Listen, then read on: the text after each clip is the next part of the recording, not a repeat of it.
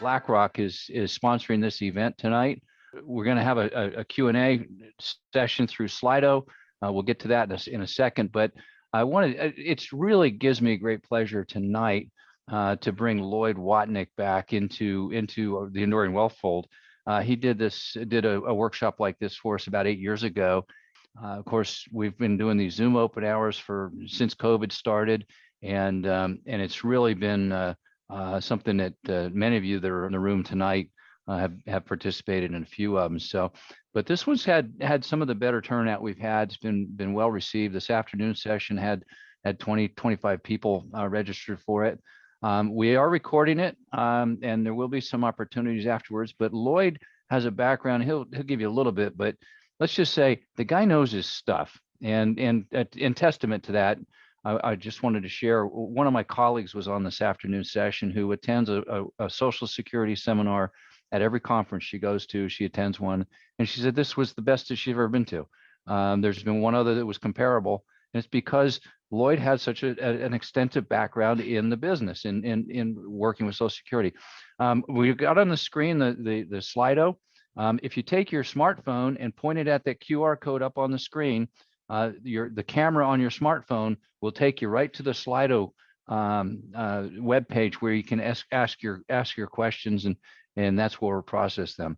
So that being said, Mark, you want to switch us back to the opening slide, and Lloyd, I'm going to let you take over. My background is this: I worked 27 years for Social Security. They had an early out when I was 48 years old, and I had been offered many jobs to teach Social Security and teach government employees about their retirement.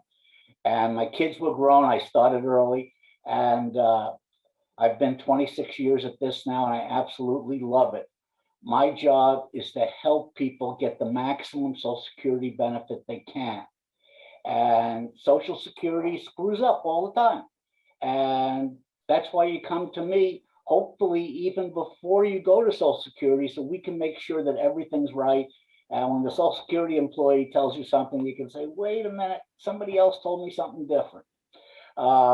We want to make sure you can maximize your benefits. We want you to get the most you can over your lifetime. Now, the one question I can't answer is when you should take your Social Security, because I don't have the information like your IRA, your 401k. That's why you really need a financial planner. I can give you both the facts so you can make a good choice, but I can't make the choice for you. And I really appreciate Ralph having me in here. Social Security is open from 7 in the morning till 7 at night on the phone. And we used to tell people to call at 5 in the evening because nobody figured Social Security was open and you'd get in real quick. People have found out about that. And even if you call them at 6:30, you're going to get a thing that says you'll have to wait an hour and 20 minutes. Just stay on the line if you're doing that, and they will offer you a call back, and you can take the call back and everything will be fine. They'll call you when they say they would. Their address also is socialsecurity.gov, and that's where you find out all the information, and also ssa.gov works also. You'll find that their website is really good, and we'll talk about another website they have later on called mysocialsecurity.gov. Let me point out at this point that all civilian agencies, with the exception of the post office, are .gov. What you will find is there's a socialsecurity.com, and that's a bunch of crooks. People wouldn't hide themselves like that if there wasn't a sneaky reason for doing it. So when you see a .com after what you thought is government, it is not the government, and be very, very careful about it. Okay, next slide, please. So will it be there when I need it? Everybody says, I know it's going to be broke. When I started with the government in '67, I thought it was going to be broke long before I got benefits. I'm 75 now, and I've been collecting for a few years. I have here no politicians calling for the elimination of Social Security. There are a few who are calling for it, but it can't be done. Social Security takes in money and pays out that money to the people who were on there before. If they stop Social Security, and people all of a sudden weren't paying in to pay off the people currently on the rolls and those coming on the rolls within 5 years after that law would be passed, it would cost the government $18 trillion, and there's no way they can do that.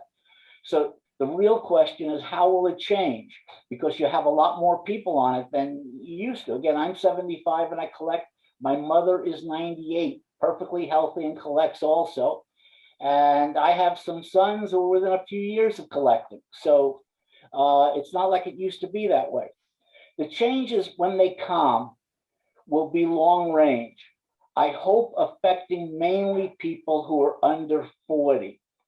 The reason I say that is when they raised the retirement age from 65 to 67 back in 1984, it did not take effect until 2003. So I'm hoping that be the same thing. They'll give people enough years to prepare for less Social Security benefits so they can build up their IRAs and their investments and so on. And I think that's the way they're going to go. The other way they can go is raise the Social Security tax. It would only take, in spite of them saying 2%, it would take 0.2% to do that and make Social Security safe for a lot of years. If they do nothing, by 2039, Social Security benefits would have to be cut 25%. And that's not going to happen because 60 million people collect and they all vote. They will do something to save it. Reagan did a really good job of saving it, and it's time for the politicians now to step up and do the same thing. Next slide, please. So the future, what's the future? I told you it's going to be around forever. But before we discuss the future, we have to understand how the current program works. Go on to the next slide, please. A critical point to understand is the word social in Social Security means something. And it doesn't mean what you think it means, which is socialism. And I know Obama said it was socialism. Bush said it was socialism. It's social insurance, which is a lot different than that. You pay in, and don't let them kid you. You paid in for it. It is your insurance, and you should collect it. A former Secretary of State called me, and he said, I waived my Social Security because I'm very wealthy. And he said, but now people explain to me that it really is my money. And if I don't want it, I should give it to charity. And I told him how to do that. All the benefits for the years prior were lost, but at least we set up the Social Security. And for the last few years of his life, he donated to charity. If you don't want it, that's the way it is. The toughest speech I ever gave was in 1972 in Fresno to a statewide electrical union. And a guy gets up and he says, I'm 42 years old. I've worked, paid maximum my whole adult life. I have no spouse. I have no dependents whatsoever. What happens if I die? And the answer then was exactly the same as the answer now. If you die and you leave no dependents, you have nothing to worry about. It is social insurance. The money goes in the pot to support those who are living and need the benefit. Next slide, please. This is a slide from the early 50s when Social Security started giving benefits to children and surviving spouses. As I told the last class, in my neighborhood in Brooklyn, where I grew up, we had all over the place these places they called orphan homes. They were orphanages. They were terrible places, but there was a reason for them, and that is when the husband died. In those days, it was the husband who was working. The wife couldn't afford to keep them. The widow couldn't afford and put them in these awful places. Within 2 years of the childhood benefits, those places virtually all closed down. And that's a big deal, keeping families together. Social Security does that. Next slide, please. So let's talk about the urban myths. The number one urban myth is this. If Social Security is so good, how come Congress and the president don't pay in? That is not true. They all pay into Social Security. Every government, US government employee now pays into Social Security. So the next myth is Congress steals Social Security's money. That's absolutely not true. Social Security's money is in US savings bonds, and they get interest on their money. They have currently in the bank, Social Security, $8 trillion. Now, there was one time a few years ago where Obama cut the Social Security tax, and that caused Social Security to run in the red for the 2 years he did that. And Social Security went and took money out of the funds it has. People will tell you, and you'll read it a lot in the newspaper, that Social Security has $2 trillion. It has $8 trillion. What they're not including in there is the interest it's earned, and the interest shows up in its account. Next slide, please. So the next one is benefits are paid to people who never work. Benefits are only paid to people who work at least 10 years. There's a program called SSI, which is a welfare program that pays people who never work, but Social Security is not part of that. Benefits are paid to illegal aliens, prisoners, and drug addicts. Illegal aliens have never been able to get Social Security. Social Security knows who's illegal. They can't give out the information to Customs. They know a lot more than Customs knows. You would be surprised at what Social Security knows. And Social Security makes money off illegal aliens because they pay into Social Security and they can't collect. So that money just stays with the Social Security Administration. Social Security pays money to prisoners. No, not since something called the Son of Sam Act. Those of you who are old enough remember, there was a guy who killed a bunch of people because his dog told him to. He called himself Son of Sam, the dog. And when he went to jail, he did not call his lawyer with his one call. He called Social Security. And he said, I'm nuts and you got to pay me. And they did have to pay him. When word got out about that, they passed what they call the Son of Sam law, that prisoners can't get money. So that's just not true. And drug addicts and alcoholics have not been able to get Social Security since January of 1997. Next slide, please. So you know what? Before we move on, I wanted to, if we could pull up the Slido Q&A, so that people can get a chance at that. We already have a question in the Slido from earlier. Marty has asked, how will COVID affect the Social Security calculations? It doesn't. Basically, people are not paying in as much, so their Social Security will be lower for at least that year, but it probably won't be one of their high 35. I don't see it affecting Social Security at all. I really don't. Okay. Good. So as a reminder, go to slido.com and enter that code NX1701, or point your phone camera, your smartphone camera at the QR code.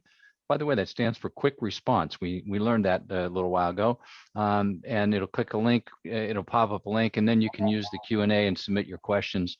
If you don't want to interrupt. By the way, you can also do that. Just kind of interrupt us as we're going. Raise your hand. We might see it, or just unmute yourself and jump in. Okay, the people who designed Social Security were basically following the ideas of a guy named Adam Smith, a capitalist who wrote the book Wealth of Nations in 1776. He said there has to be a way for people to retire. You can't wait until your workers die. You don't want that. They don't want it. So you got to have a guaranteed source of income to them, which is Social Security. And it has to be portable, because just like employers can let employees go, employees generally don't spend their whole career with one employer. And this benefit, of course, follows you from job to job, and that's a big deal.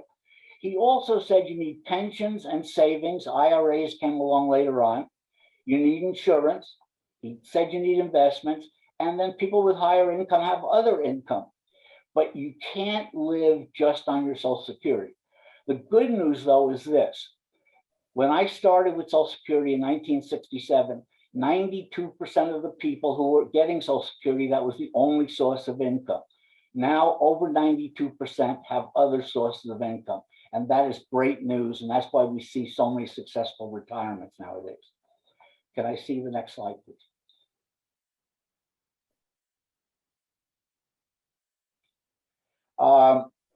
It's not just retirement benefits, it's disability benefits for young workers who become disabled, it's death benefits for dependent survivors, and it's health benefits through Medicare. So it's a broad range of programs, and they all work very, very well. It started in 1937, and they took out 1% tax on the first $3,000 in earnings. And there was a reason for that. 3,000, they thought, there were no machines like that in those days, that was the top 10% of wage earners, the people who earned over $3,000 a year. Imagine that. And they didn't want to take it out on the rest of their income, because the more you pay into Social Security, the lower the rate of return. And if people pay in on their whole salary, what you're going to have is so low a rate of return for those higher people that they're basically paying for the other people on the rolls. And that's not what this system is all about.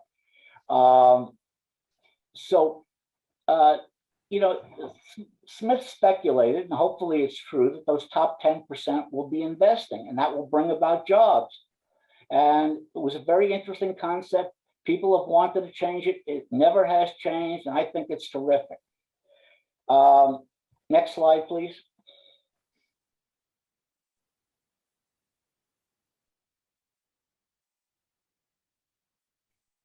There we go. Okay. Truman raised the tax in 1950 to 1.5% because they were starting to have problems. They wanted to give higher benefits. They put in survivor benefits. So they raised the tax to 1.5%. In 1951, they determined that the top 10% was $3,600. In 1954, Eisenhower raised the tax to 2% because he said it's unfair if somebody becomes disabled at 30 that they have to wait till age 62 to get a benefit. So he said, we'll raise the tax to cover it. They raised it to 2%. And he said, we'll start paying disability benefits, which they did in 1956. And that is a big deal because a lot of young workers become disabled long before age 62. Next slide, please. Well, it's not that way anymore. Last year, you paid 7.65% on $137,700. So if you made that $137,000, you paid $10,000 in Social Security tax, and self-employed people, and I'm one of them, paid double.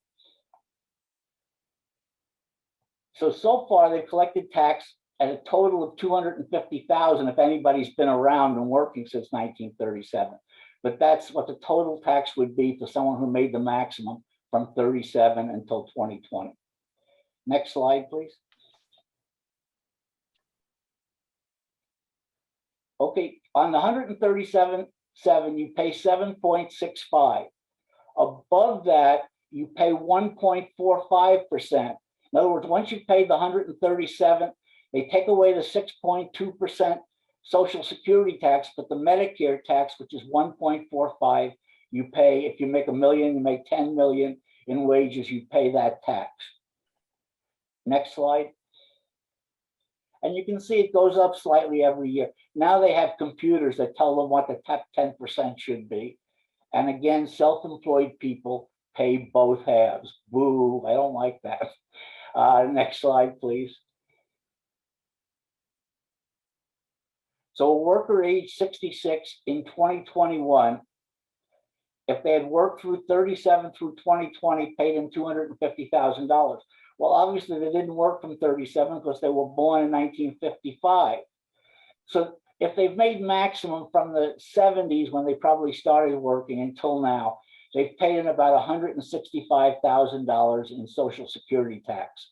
And their monthly benefit is $3,080 at their full retirement age 66. If they have a spouse and the spouse was a low income or house spouse, the spouse gets 50% of what they get, and they get a grand total of $4,620. So they're even supposedly in 4.4 years, but that's a lie.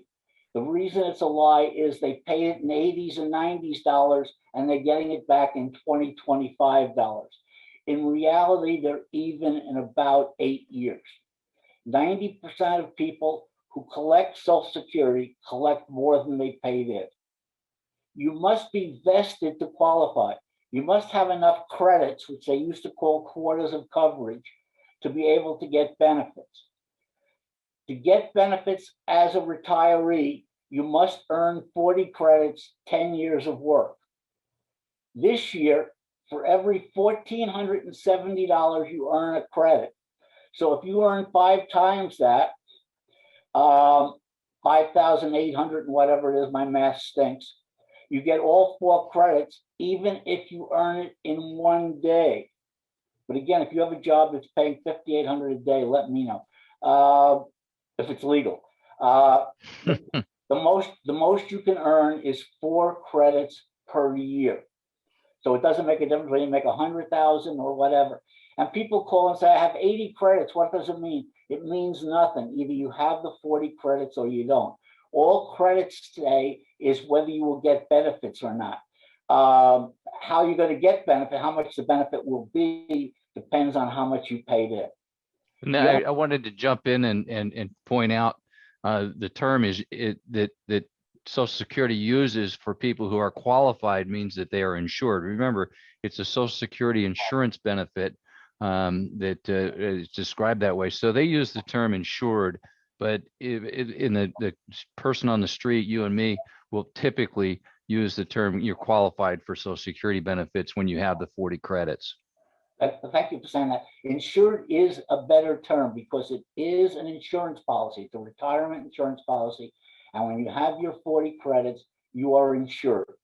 And again, younger workers need fewer credits for disability and survivor benefits.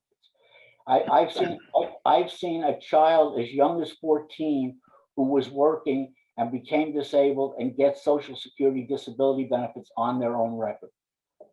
Wow. Yeah, it's really something. Next slide, please.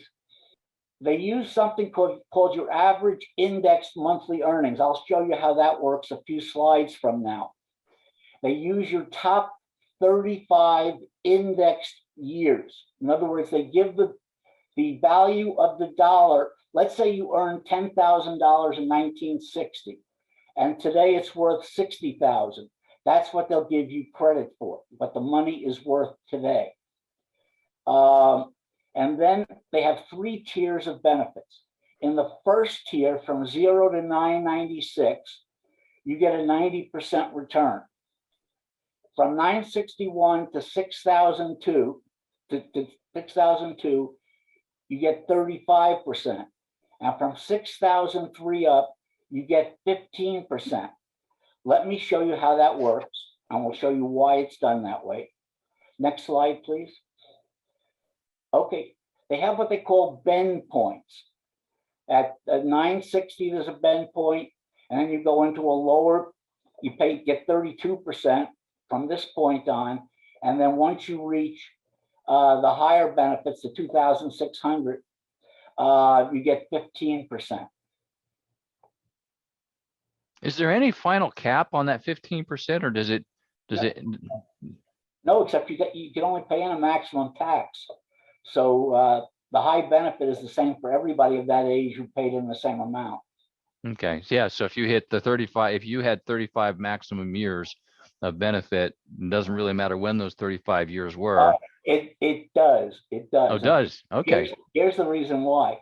The most you could have paid in 1960 was actually $4,200. So even if that 4,200 is now worth 42,000, that's not the same as paying in 137,000. Paying on 137,000, paying tax on 137,000, and the tax rate was lower in 1970. Right. Yeah. Okay. So this is the returns based upon how much, for me, how much I've paid into the system. Right. Counting only the 35 highest years, though. So if the bulk of my 35 highest years were recently, as opposed to early in my career, I'm going to get a higher benefit than if all my high earnings, all my maximums were when you only had $3,000 to $5,000 or $7,000 a year. Exactly right. Here's a low income wage earner. Over his 35 highest years with indexing, he averaged $33,000 a year, $2,800 a month. So on 90% of the first 996 of this 2,800, he gets 896.40. On the next 1804, to bring it to this total, he gets 32%, $577. His benefit is $1,473. That is 52.6% of what he averaged over his working lifetime. Now, that's a pretty good deal, 52.6%. Most financial people tell me that you need between 70 and 80% to maintain your lifestyle. To build 52% into 70 really doesn't take that much investing. And remember, this person with $33,000 a year in index earnings really didn't have much money to do investing. The next slide, please.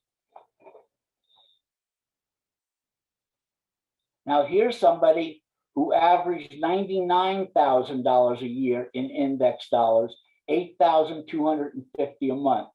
They get 90% of the first 996, $896.40, 32% of the next 5,006, $1,601, then 15% of the next 2,248, which brings them to this total.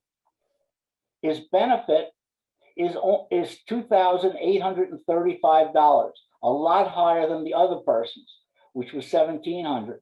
But look at this, it's only 34.3% of your average index monthly earnings, because this person has a better ability to save and invest. And that's a big deal. What you're doing by giving a higher rate of return to the low income wage earner is keeping them off welfare. I assure you, since I ran both programs, that welfare is a lot more expensive program to run than Social Security. Social Security is easy to run. Next slide, please.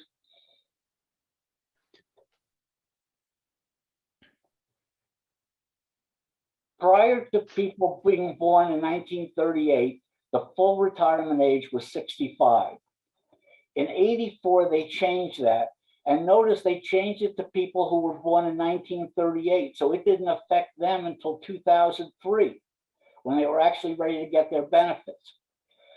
People born between 1943 and 54 get their benefit at age 66. People born 1960 or later get their full benefit at age 67. That doesn't mean you can't get benefits at 62, but you'll get a lower amount. Next slide, please. There's something called the Windfall Elimination provision, and I have to bring it up in every class, although it doesn't affect some of you, it may affect more than you think. It affects people who get a pension based on non-Social Security covered employment. I am an example of that. I worked for the government when we did not pay into Social Security. And I'm insured for Social Security, but it's unfair because my Social Security, since I didn't pay in for those 27 years I worked for Social Security, looks a lot lower. And if you gave me that 90%, it really wasn't designed for me, because part of my pension is what would have been Social Security. So this was a windfall to these federal and state employees who did not pay into Social Security while they were in their real full-time job. Next slide, please. So they passed the Windfall Elimination provision, and it does not affect anybody who has 30 years of substantial earnings under Social Security.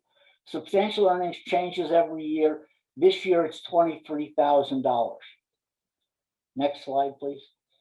I've got 26 years now, so it's really cut it down. If you have 30 years or more, you get the full 90% on the first tier. If you've got 26 years, you get 70%. Next slide. Most people have 20 years or less, so they get 40% rather than 90%. It only affects the first tier of benefits, the 90% tier. Next slide. So here's a civil service person who was born in 1956. In 69, in private industry, he earned $4,000. Today, he gets credit for $35,000. That's what it's worth today. In 1976, he earned $6,000. Today, that's worth $31,000. Then he went to work for the government. He came back out. Next slide, please. In 1999. In 99, he made $20,000. Today, worth $32,000. In 2008, he made $15,000. Today, worth $17,000. Next slide.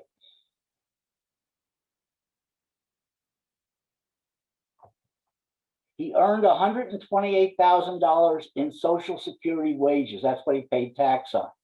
But with indexing, he gets credit for $395,000. So his average indexed monthly earnings is $940 a month. If he had not been a federal employee, he would get 90% of the $940, $846. Since he was a federal employee, rather than 40% of the $940, it's 90%, he gets 40%. And this figure is not right. It's $470 less.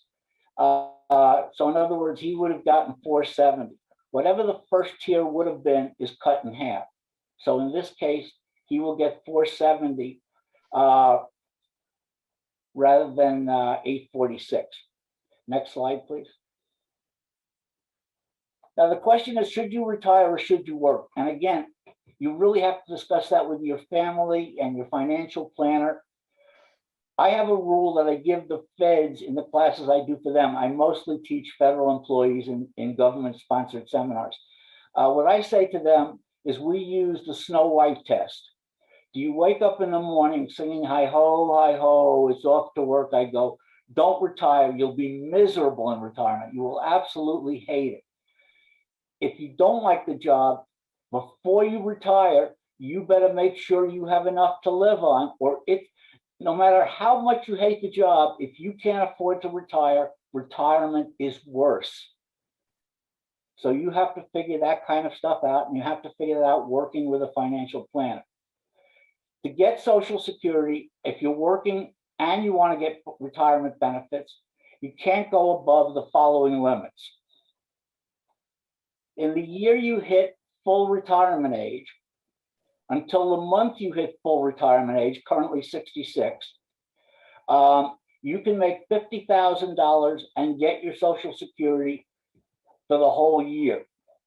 Once you reach full retirement age, no matter how much you make, you can get your benefit. Once you're 66, there's no earnings test, you can get your benefit. Last year it was $48,600. Once you reach the full retirement age, it started in the year 2000, there is no limit on how much you can make. Next slide, please. You know, Lloyd, that actually, there's a question that's in the queue right now. Okay. And this is probably the best, maybe not the best point, but this is a good point to ask the question. Sure. And the question is, I mean, what we've described is somebody who is collecting Social Security benefit, but continuing to work. And the question that's in the queue is, if you continue working after you start collecting, can you improve your benefit? In other words, does your Social Security benefit go up? There's the great question. I'm like, a gentleman lost money because he only asked me that last week and he was already 73. And he said, I'm still working and I'm making $1 million a year. And he said, I don't want to collect my Social Security because those earnings won't count. And they absolutely will. Every year they look at it. And if it's one of the high 35 years, it raises your Social Security, even if you're collecting. It's good to know. Very important to keep in mind. Now, people under full retirement age and years before full retirement age are limited this year to $18,960 in earnings. And that goes up slightly each year. Last year, it was $18,240. Next slide, please.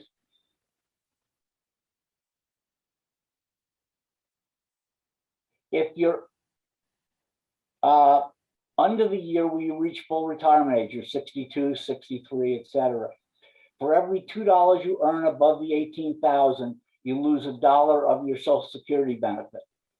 So if you make 1,000 over, you lose 500. It sounds like a 50% penalty, but it's really like an 85% penalty, because you have the cost of going to work and taxes involved in going to work, including the Social Security tax. So it's really an 85% penalty. Most people find it is not worthwhile to collect Social Security while they're still working, even if they can get a few dollars. Until they hit the full retirement age. Until they hit the full retirement. But even then, they may want to wait till 70 and get the benefit. And you're going to explain that in just a minute. Right. Now, in the year you reach full retirement age, till the month you reach full retirement age, if you make over the $50,000, for every $3 you earn, you lose $1. So this one's a little bit more generous. If you earn 1,000 over, they're going to withhold 333.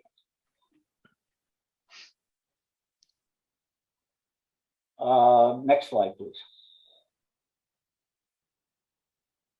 Usually in the first year of retirement, you can receive a check for any non-service month, meaning you didn't work, regardless of what you earned for the year.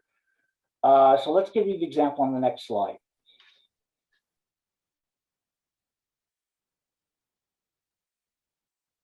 A person earns wages of $50,000 and they stop working May 30th. They can get checks starting in June because they're not working. It's that simple. So you can start your checks when you stop working, regardless of your age. If you're over 62, you don't have to wait until January to do it, even though you made $100,000 through July. So when can you collect your Social Security? You can collect it at age 66, the full amount, 100%. At 62, it's 75%. It depends on the month you stop working. If you start your benefits at 65 and 11 months, you would get what was the figure you gave me, Ralph? About six. It's about a half percent per month, so they get 99.5%. If they were 65 and 11 months, in this scenario, it would be roughly 99.5% instead of 100%. And if you're retired at if you want to retire at 65 and 11 months, it's very little difference to wait till 66.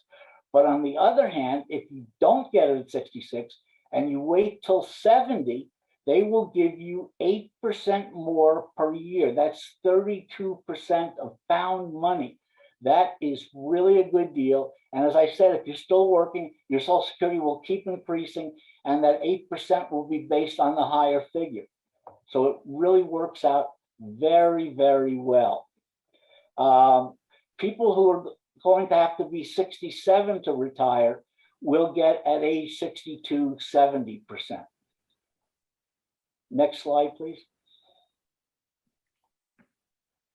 Again, this woman got this check in 2015. I had a counselor, but I don't know how the heck she got a check. There hasn't been a check issued in 10 years, but she got one. And we wanted to discuss when she should take her Social Security, 62, full retirement age, or age 70. At age 66, she gets 100%, the full benefit. At age 70, she would get 132%. And you can see if she goes to age 67, she gets 108%, etc. If she collects at 62, she gets 75%. Now let's deal with the actual dollars. The next slide, please. She would get at 62, if she wanted to collect then, $1,125.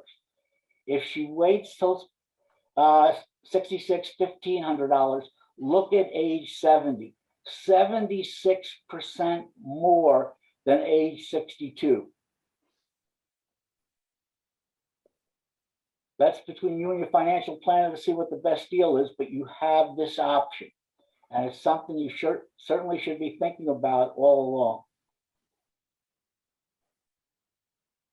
And one of the points that I wanted to jump in on there, and we hinted at it, is that it the benefit increments on a monthly basis is not just once a year that it increments. So as Lloyd pointed out, you can retire a month early, you give up a 0.5%. But there is that threshold when you get to get your full retirement age that the rules change substantially for you. You can continue working and collecting. Your spouse gets a full benefit in a survivor case. So those are some considerations.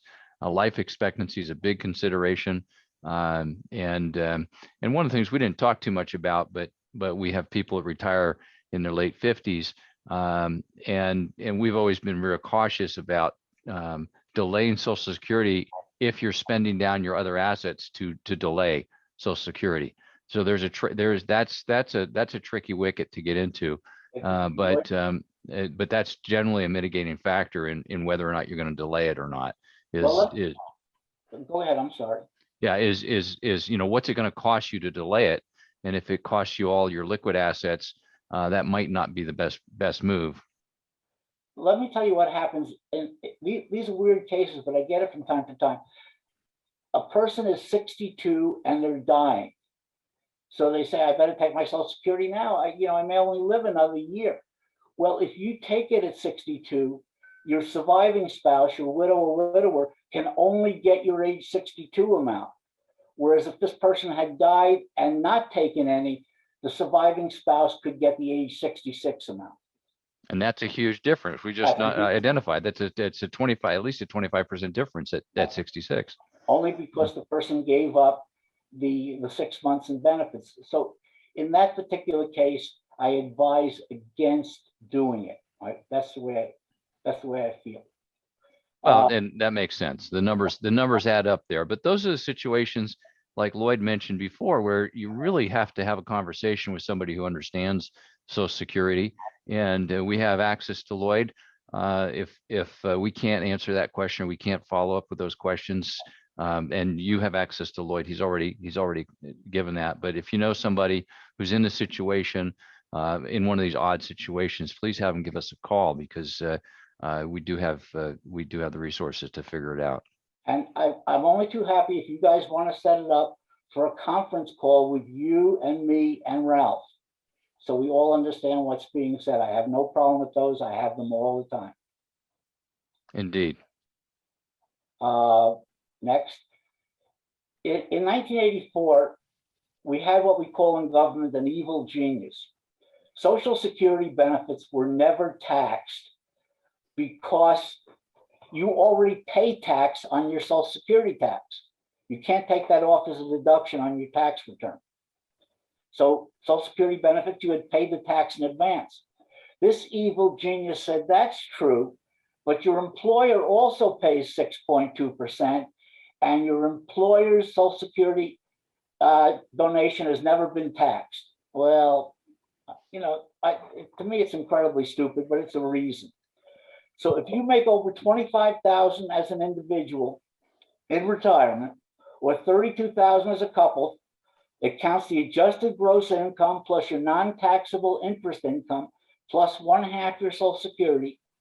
You have to pay tax on 50% of your Social Security. The tax you pay is based on what your tax level is, not counting the Social Security tax. So in other words, if your tax level is 20%, you'd pay 20% on the 50%. Next slide, please. Along came Bill Clinton in 1993, and he said, I don't even have to give you a reason. Using the same rules, if you make over $34,000 as an individual or $44,000 as a couple, and this is not indexed, it stays the same, it has all those years now, they consider you rich, and 85% of your Social Security is taxed at whatever your tax rate is. I mean, and that is absolutely ridiculous. And luckily here in California, the state doesn't charge tax. In Pennsylvania, for instance, they do. That takes away a lot of the Social Security benefit. When this happened, Al Gore was on Meet the Press with a guy by the name of Tim Russert. I miss Tim Russert. He was a great interviewer. But he didn't understand Social Security, and he said to Gore, how come you did this? He said, well, we want to take away tax from people. We want to take away the Social Security benefit from people who don't need it. And I was in bed and I was screaming at the TV, Al, it's not a needs program, and it is not. And if you let them call it a needs program, they're going to take your money away. It is not a needs program. You are a beneficiary of an insurance policy. You are not a recipient like a welfare person is. It's a big difference, and don't let them confuse those two terms for you. Next slide, please. When to file. The earliest you can file is now 4 months before eligibility. They really backlogged, so they've gone to 4 months.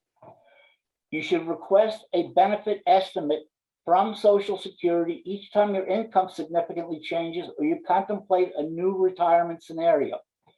The way you do that is you go as soon as you can to mysocialsecurity.gov, and they will register you for that. They ask you a lot of questions. They have Experian information in there. So they will ask you things like, where did you get your last car loan? And they'll give you a multiple choice. And you answer those questions and they set the program up for you, and you can go into it anytime you want and see your earnings record. It will also tell you how much you will get at age 70, at age 66, and at age 62. But it's presuming that you're going to work to those ages. In other words, the age 62 amount presumes you're going to work till 62. The age 66 amount presumes you're going to work till 66. But now they've corrected the system. You can go in and tell it, I'm going to stop working at 59, but I want my benefit at 62. And it's, or now I estimate that my income's going to be lower. My Social Security wages are going to be lower. You can put those in there and they will count it that way. It will tell you exactly what you need to know.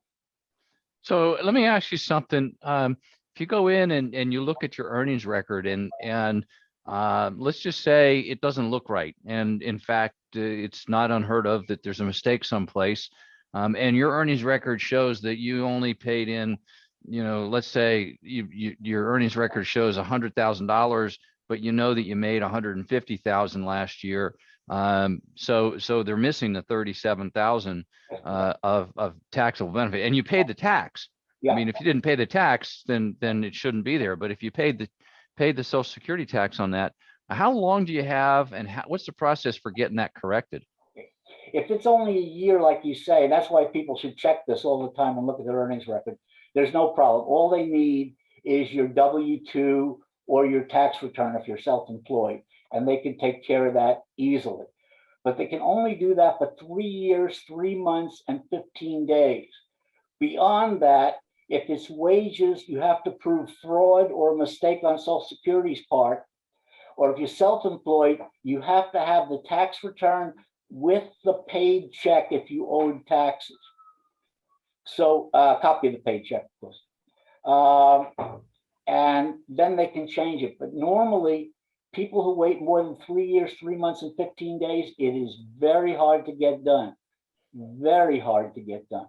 We always tell people check it at least every 3 years and verify it, because you can get it fixed in over a 3 year period. But I didn't realize there's 3 months and 15 days, which is kind of where'd they come up with that one? Well, that's the tax filing. Right. That's the tax year, right? Right. So that's how they did it. I've seen records corrected that go all the way back, but it's been very few cases and very bizarre cases. Yeah. Next slide, please.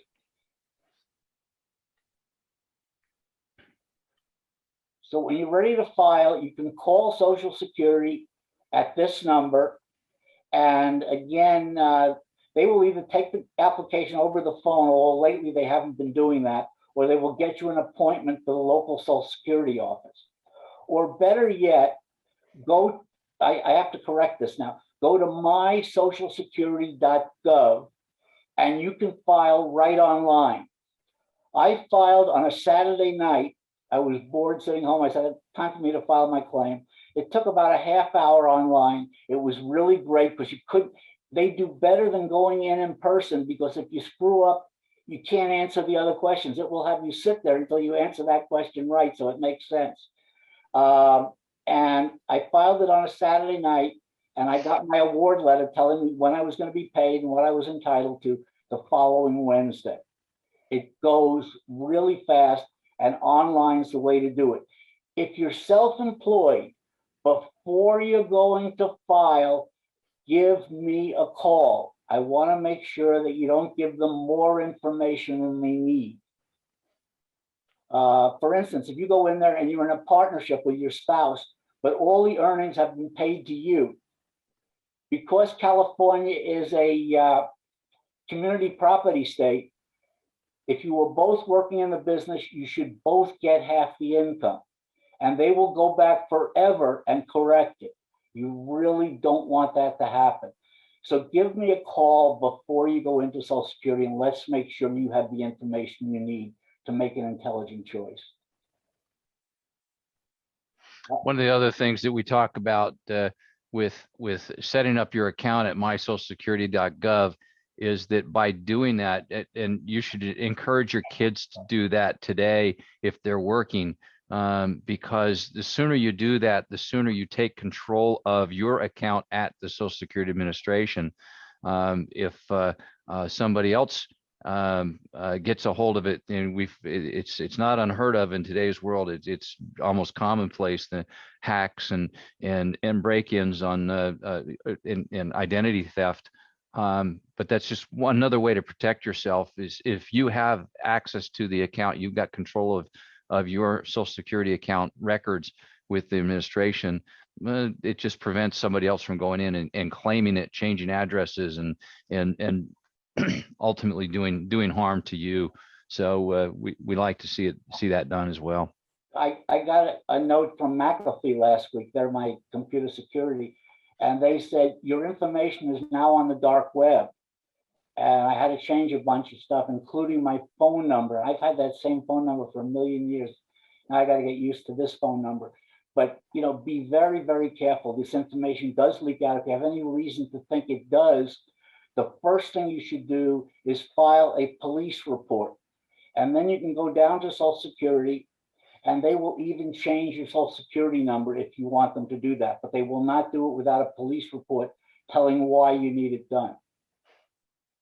Interesting. Survivor benefit. I just quickly want to say one thing about that. And if you have questions about it, you can give me a call. My cousin died in September of 2008. He was 48 years old. I called his wife about a week after he died, and I said, did you go to Social Security yet? She said, Social Security, I'm a young woman. I said, you also have 2 young children, and you and the children can get benefits. And she said, how much? And I said, I don't know, because I don't know what your husband made, but I figured around $3,000 a month. It was actually $3,900. She was shocked. It was a big deal. And the next year, Social Security went up 5%. Right now, she's getting well over 4,000, I think about 4,500. And actually, she doesn't get herself anymore, just the children do, because with that income, she was able to delay going right back to work, went to school, and got a good job. And that's really one of the nice things that I like to hear about Social Security. Good deal. Any questions? Yeah, let's open it up to the floor. If there are no questions, I want to thank everybody for coming in. Mark, you want to give us the final slide? So as a reminder, Lloyd is available for your questions, Lloyd@watnik.com. It's been a pleasure, Lloyd, twice now in one day. We've had these sessions to get together.